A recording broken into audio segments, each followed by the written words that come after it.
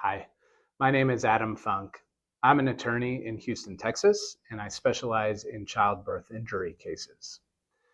Every time I am retained by somebody new, a family whose baby was injured during labor and delivery, or maybe even afterwards, I'm always asked about the process. How long does it take, and what are the steps?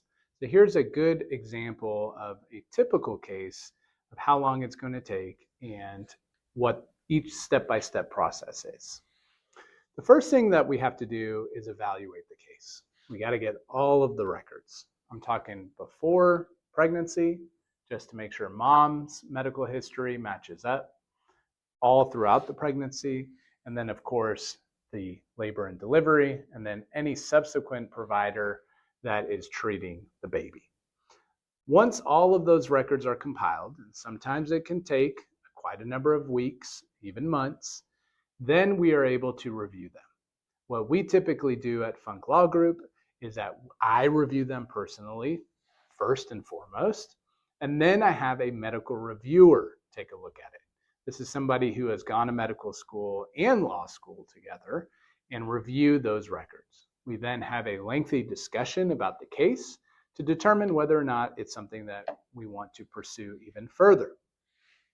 Once we make that decision to pursue your case, we then start looking for experts in the field.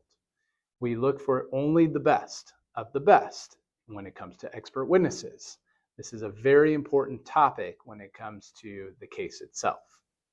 Once we get those experts retained, we send them all of your records as well as your baby's records, and we have them take a look at it. We then sit down with them. Sometimes we fly out to them. Sometimes we fly them over to us. Sometimes we just do it by Zoom. And we have a lengthy discussion about the case at that point. The experts will then tell us what the strengths of the case are, what the weaknesses of the case are. And from there, we determine whether or not we can file a lawsuit. If the experts determine, yes, there is a lawsuit here, then what we do next is we file the lawsuit. Filing the lawsuit is a strategic move. There are certain spots and locations, for example, which courthouse, which actual county do you want to be in? Sometimes we want to be in federal court. Sometimes we have to be in federal court. Sometimes we want to be in Dallas. Sometimes we want to be in Houston or any other city in whichever state you are in. It just depends on each case and the very specific facts of that case. Once we file the lawsuit, each state is different. For example, in Texas, we have 120 days to then file our experts' reports. Typically, what we do is we get our experts to write their reports even before we file the lawsuit. This way, we can be ready to go in order to start the case. After the experts have served their reports, we then serve what is called discovery. The discovery phase is probably the longest phase of a lawsuit. It is when we ask questions of the defendants and the defendants ask questions of us. For example, they'll send over something called interrogatories. Those are questions that need to be answered. We'll send over requests for documents. That's us asking them for very specific documents to be produced. Then we start doing something called depositions. A deposition is a question and answer session. It's under oath. It's the same way that you would give testimony in a courthouse, you would be giving testimony in a deposition. Depositions take a long time. There will be many of them.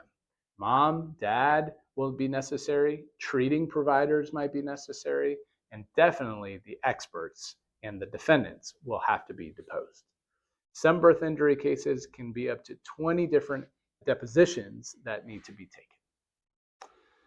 Once the depositions and the discovery phase is over, typically what ends up happening is that the parties agree to mediate. Sometimes the court requires us to mediate.